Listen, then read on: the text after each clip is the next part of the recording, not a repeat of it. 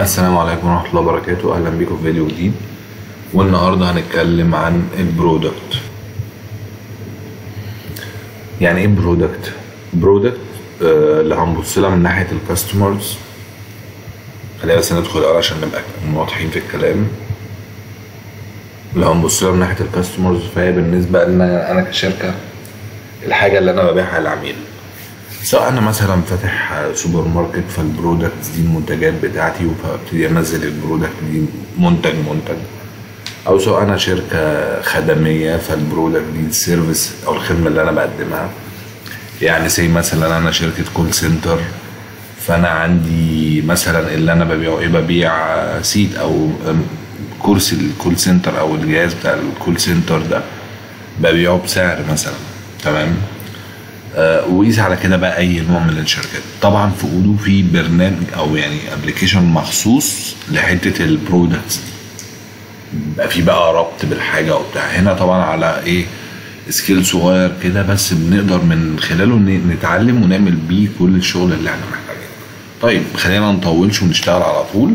احنا دخلنا على البرودكت زي ما المفروض متعودين، الحاجه بتبقى فاضيه بندوس نيو. بس قبل ما ندوس نيو بس في حاجه انا حابب اوضحها، ان احنا في الحاجات البلقات الداتا الكبيره احنا مش هنقعد نعملها واحد واحد، سواء كان في الكاستمر او في الفندور او في البرودكت او حتى في الانتريز. انا هعمل فيديو اوضح فيه برضو التفصيله دي وازاي بنرفع الحاجه وكل حاجه بنرفعها ازاي. خلينا بس نخش نكمل.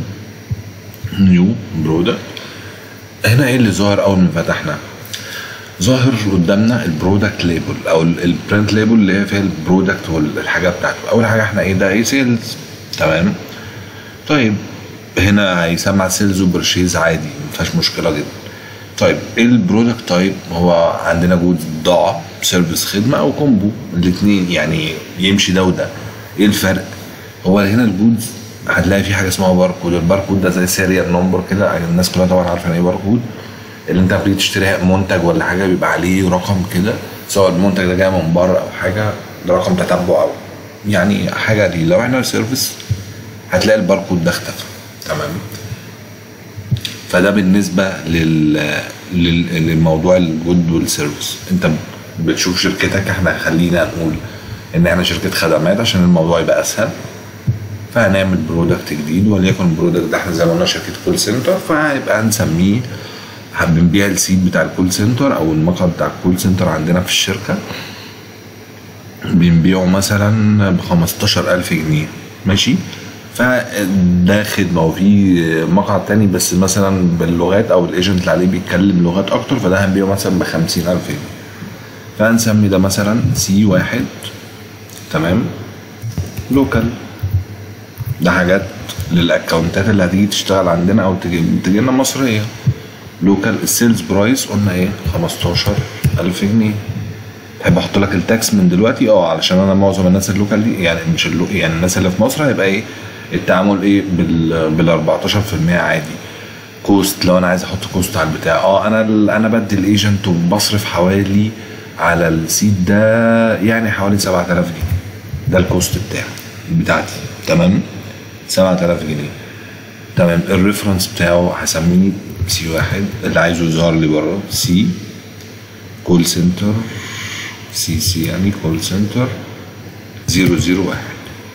طبعا ده الفكره لو انت عندك مالتي كومبانيز، احنا طبعا ايه هنقفله على الشركه بتاعتنا عشان ما يبقاش ظاهر لو احنا ايه في شركات تانية او فروع تانية او كده، تمام. عملنا ايه، البرودكت.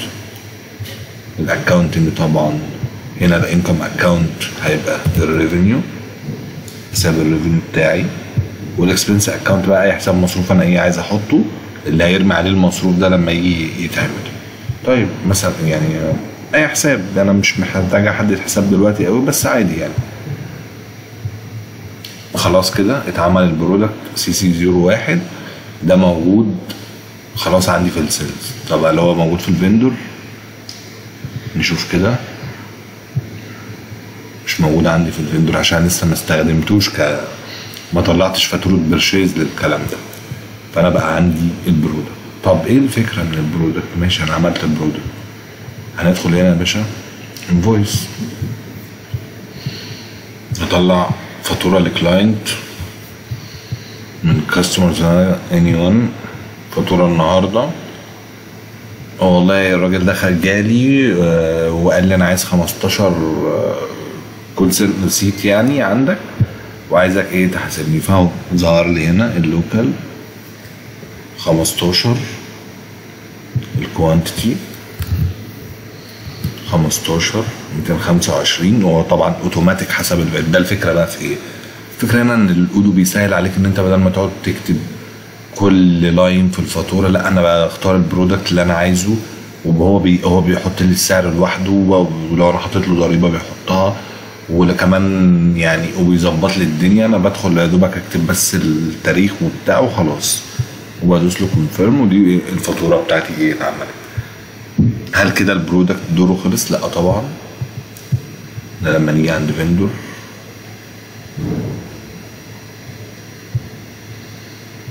فيندور برودكت، لا مش برودكت، انا عايز فيندور عايز اجرب حاجه كده. فيندور واحد ادلاين ما يظهرش هنا، لازم اكريته. طيب خلينا كده نفكر في حاجه تاني. ليه ما ظهرش هنا؟ انا عامله سيلز وبرشيز ولا عامله سيلز بس؟ خلينا نشوف كده. كاستمر برودكت، خلينا نكتشف الموضوع مع بعض. انا عامله انا شايل البرشيز منه،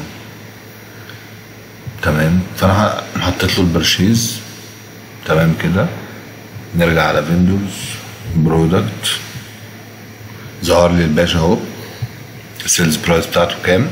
فلما اجي اعمل له بيل نيو بيل فاتورة المورد، يعني لو البرودكت ده بيستخدم في نفس الحاجة كمورد، اد لاين البرودكت ده حط لي ايه هنا؟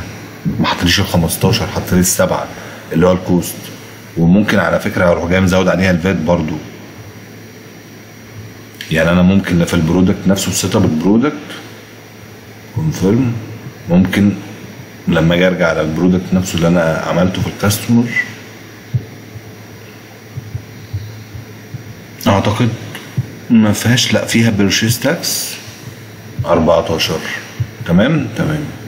فلما نيجي نرجع على فيندور الفاتوره اللي احنا لسه عاملينها اللي ب7 دي، نعمل لها ريسيت ودرافت نفكها ونيجي نحط البرودكت تاني، زود ل 14% والفاتوره بقت ب7908. ده فيديو النهارده عن البرودكتس، يا رب يبقى عجبكم. وطبعا الموضوع اشمل بكتير من كده بكتير. بقى ممكن عندنا حوالي مثلا 3000 4000 برودكت وبنعرف نربطهم وبتاع. وفي حاجه تقريبا في الريبورت هنا بيقول لي البرودكت مارجنز بتاعتي. لو انا حابب ابص عليها هنعمل برضو فيديو عن الريبورتنج بتاعت الاودو، جامده جدا هتعجبكم يعني. وبين كده اهو عندي ده 15 التيرن اوفر بتاعه ايه 225. احنا ما عملناش بوست للفاتوره الثانيه فما ظهرش اي حاجه في البرشيز. فلو لو حطينا البرشيز بتاع الفاتوره دي، يعني تعالى نجرب كده لسه درافت الفاتوره، بس زود لي كده عشان يبقى منظر الكوست عليه القيمه شويه.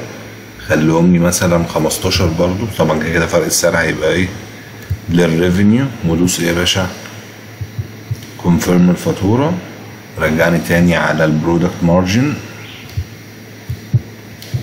هنا طبعا بيقول لي اوبن اند بيد عادي كله، يعني فروم كذا كذا. انت بتختار في كل حاجه، الحاجات دي انت بتتحكم فيها يعني. اوبن اند مارجن، بص يا باشا بقى هنا البرسنتج بتاعتي المارجن اللي انا كسبته يعني 53%. صارف توتال كوست 105 225 الريفينيو بتاعي 15 في ال 15000 في كام في 15 سيت بال 225. وده المارجن بتاعي حوالي 120000 جنيه الفرق. تمام. طبعا لو على برودكتس كتيره بيبقى الوضع واضح اكتر. معلش طولت عليكم فيديو النهارده، بس البرودكت حاجه مهمه قوي وكان لازم نشرحها بالتفصيل كده. اشوفكم في فيديو جديد. السلام عليكم.